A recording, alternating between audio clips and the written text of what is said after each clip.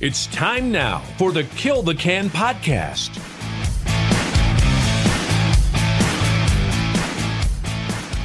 Good morning, ladies and gentlemen, and welcome to the Kill the Can podcast. Hope you have had a wonderful week or so. Last episode of the podcast, I had an awesome conversation with Duathman. I hope you enjoyed that episode. If you haven't yet, I would urge you to take a look at his podcast.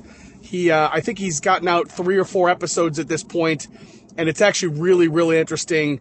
I'm really enjoying Travis's podcast so far. So if you haven't had an opportunity to take a look at that, please give it a listen, give him a follow. He's a fellow quitter. He's got some really good stuff to say, and his podcast is great. So links to his podcast are in the last episode of the Kill the Can podcast. Let's see here. I'm driving, just dropped off my son at school, and I'm on my way to work. It is 18 degrees here in the Cleveland area this morning. It is cold. It's what we get for living in Northeast Ohio. I know I know we got some friends up in the snowy north where it's probably even colder than that. But as we sit here in the middle of February, my thoughts are beginning to turn towards a little bit warmer weather, the springtime, and with changing seasons come seasonal triggers for quitters. If you are getting ready, if you've just quit and you're getting ready to go into this next season, I'm here to warn you, and I'm here to let you know that you might deal with some seasonal triggers. And what are those? So they are a trigger. Obviously, is something that will really kind of set off your memories of your addiction, really start to give you some pretty massive withdrawals. A seasonal trigger is something that I'm referring to when it is specific to that season. Right? It sounds pretty silly when you say it that way, but there are things that you're only dealing with on a seasonal basis, right? So it might be something like that first day that you smell spring, right? You know what that smells like. When you open up your windows, it's the first nice day, and you get hit in the face with that smell of spring.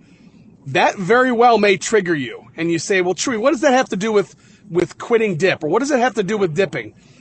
Well, your brain, if you're like me, you lived for years and years and maybe decades with a dip in your mouth. And so every spring, when you would smell that for the first time, you had a dip of Kodiak or Copenhagen or Skol or whatever it was, or even a Zin or whatever it was, in your mouth, and your brain automatically is connecting the dopamine hit that you get from your dip, from the nicotine, with that smell, right? And so don't be surprised if this spring, when you smell that smell of spring, your brain continues to connect the two together. And since you don't have nicotine, bang, here comes a withdrawal. Here comes a really bad attack, anxiety attack or withdrawal attack. Other things like that. I'm trying to think, it could be spring cleanup, right? You're in the yard, you're cleaning your yard up. You used to do it with a dip all the time. You're going to get hit with a trigger. It's going to trigger you. Could be the sounds, right? The birds chirping for the first time. Those kind of things. And this seems to happen every single season, right? We typically talk about seasonal triggers in the fall, and that's because that's hunting season, right? So the first time you go out on a hunt, without your nicotine, without your dip, you really struggle. This is where things like fake dip really come in handy, in my opinion, because they are a tool in the quitter's toolbox to fend off those craves, to fend off those triggers. So again, I tell you this not to scare you. I tell you this to make you aware, be ready about what's coming up. You got to ask yourself, do you have a quit plan? Do you have a crave plan? I don't know if I've ever talked about this on the podcast before. What are you going to do when a crave hits? And I mean, like, actually write it down so that you know what you're going to do when a crave hits. You will be shocked how you could kind of really be feeling good. You're on day 20, day 30, day 50, day 120, and you get hit with a crave out of nowhere. If you don't know how to handle it, you'd be shocked how many quits have gone right down the toilet because somebody was hit with a crave or a trigger out of nowhere that they weren't expecting, and they didn't know what they were going to do when that happened. I've seen crave prevention plans be as simple as 1 or 2 or 3 steps, right? Hey, I'm going to open up my phone. I'm going to jump on the forums. I'm going to open up my phone. I'm going to go post in the urgent need help now thread on Discord. I'm going to text a brother. I'm going to call a brother. For me, way back in the day, it was, I'm going to take a picture of my sons out of my wallet, and I'm just going to look at it. That was step 1 for me. Step 2 and 3 and these kind of things were, hey, I'm going to call some brothers. I'm going to text some brothers. I'm going to get on the phone. I'm going to ask permission. Hey, can I cave? Those were kind of my steps that I went through. And I can tell you, in all sincerity, I put that crave prevention plan into effect multiple times during my quit, and I never had to get past step 1, which again for me was taking a picture of my sons out of my wallet, looking them in the eyes, and telling myself, at this moment, I want nicotine and tobacco more than I want to be with them. Never once was that the case. So again, you don't have to use my version of the crave plan, but I genuinely suggest that you sit down and you actually put pen to paper or type it out so you know what your crave plan looks like when craves hit. I have gotten a ton of questions lately around how long does this last? How long do these withdrawals last? How long does the sore throat last? How long does this dizziness last? These kind of things. And these are all remarkably valid questions. And I'm going to answer them, but before I do that, I was thinking about, like, hey, why am I getting all of these questions just recently, just in the last week or 10 days? And I think, without a doubt, it is because people are afraid, right? And I get that 100%. You go into your quit, you are motivated, you are excited about your quit, and you make a decision. And those first 3 or 4 days are brutal, but you understand they're going to be brutal because there's a lot of information about those first 3 days, whether it's from Kill the Can or the community or what have you. And you get through those first couple days, and then you start to feel a little bit better. Day 5, day 6, day 10, day 20. Excuse me. And then you get to a point where something else crops up and your brain goes, wait a minute, like, this is wrong. This is different. I'm dealing with this symptom now, and I wasn't before. And if you're like me, and if you're a hypochondriac like me, immediately your brain goes to, oh shit, it was too late. Is this cancer? Oh shit, it's too late. Am I in really bad shape? Am I really sick? Is this something really serious? And that fear kicks in. And I think that's, and people reach out to say, how long is this going to last? Is this normal? Those kind of things. I can tell you, in almost all the cases of the questions that I see, yes, it is normal. Yes, it is normal. And the reason I say that is you would be shocked at what a nicotine withdrawal will do to a body.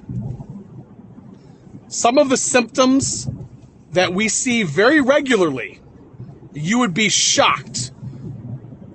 Things like a sore throat, stuffy nose, upset stomach, trouble sleeping, trouble going to the bathroom, trouble eating, having no appetite, having too much appetite, replacing one addiction with the other, right? We see this a lot where people will quit dipping, quit nicotine, and then they replace that addiction with something else, whether it's alcohol or food or what have you. Hopefully it's replaced by something good like exercise or, community involvement or those kind of things. But often it is replaced by another addiction. The reality is, if you're like me, we have an addictive personality.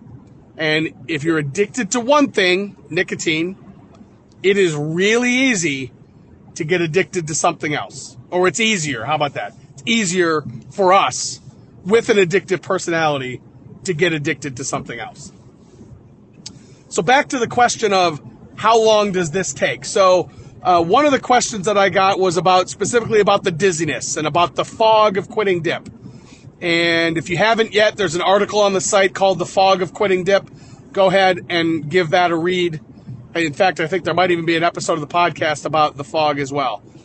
The fog for me took maybe 2 or 3 weeks to a month to fully lift.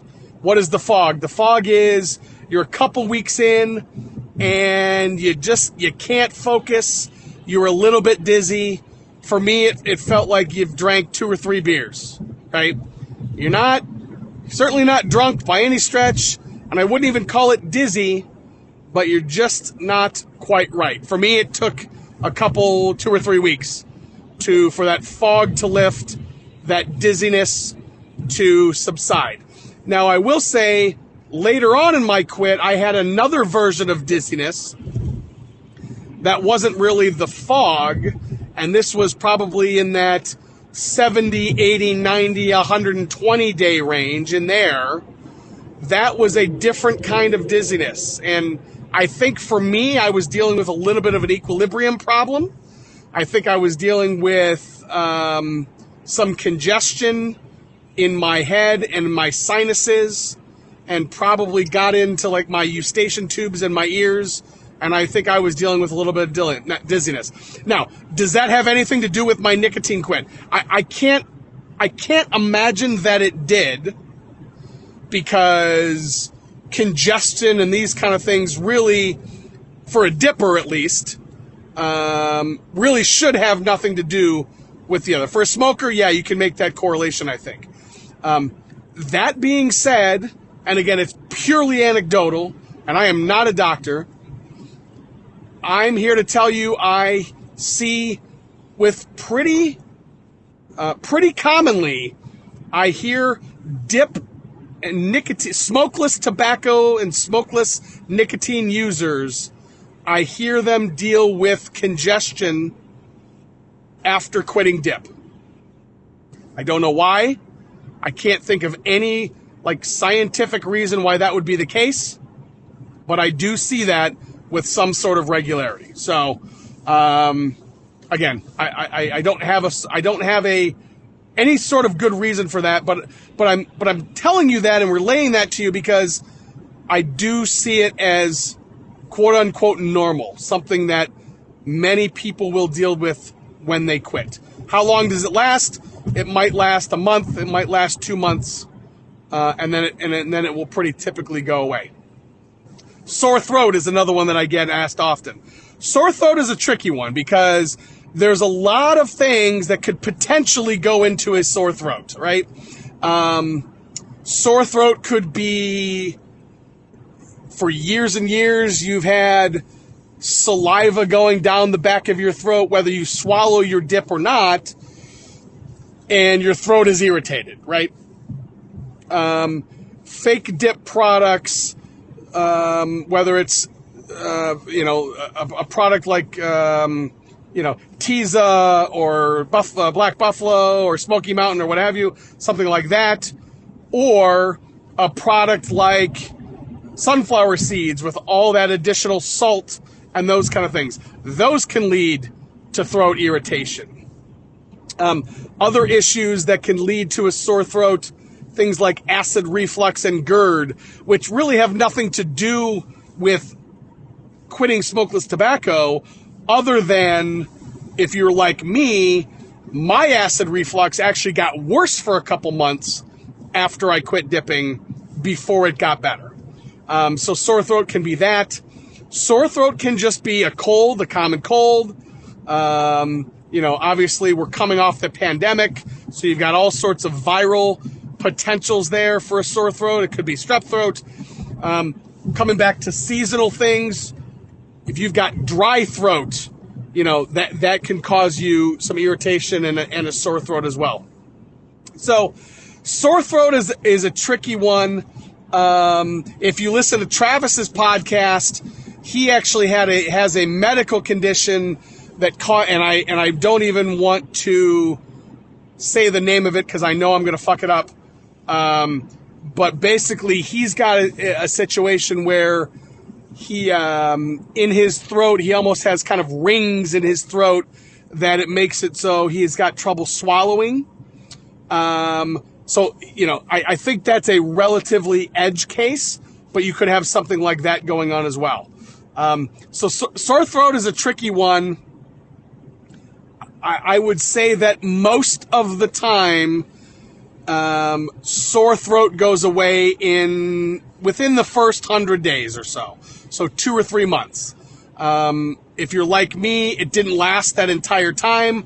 I'd have 2 or 3 days where it was bad. It would go away for a week, come back for a day, go away for 10 days, those kind of things. So, but sore throat is a tricky one. Sleep issues. How long do sleep issues last? Sleep issues is another one that's tough.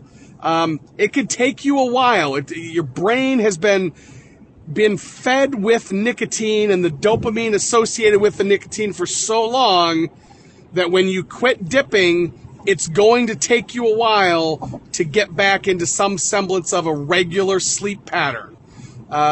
For me, it was about 2 months. It took me about 2 months once I quit to where I was actually starting to sleep through the night again and better. Now, that doesn't mean I was awake or an insomniac for 2 months, but I had some restless sleep for about 2 months into my quit. I've seen some people that don't deal with sleep issues at all. I've seen others that last a little bit longer than that. So things like melatonin can really help you from a sleep perspective. I would suggest if you're dealing with sleep issues, I would go talk to a doctor. There's actually a lot of things that they can help, not only with sleep issues, but sleep issues specific to nicotine withdrawal as well. So, again, this is, I think, a relatively short episode of the podcast, but it was important to me that I jumped on and talk about the fact that I get these questions, and I'm not telling you this so that the questions stop. I love the questions. I want the questions to keep coming. If there's something specific you want me to talk about on the podcast, you want me to answer in long form, please send me a note, send me a DM, respond with a comment on the website. Let me know. I'd love to answer your questions. I'm honored to be quit with you folks. It is a privilege to come and talk to you on a regular basis. It's a privilege to be quit with you today. We'll talk to you soon, quitters. Have a good day. Join us again next time for another edition of the Kill the Can podcast.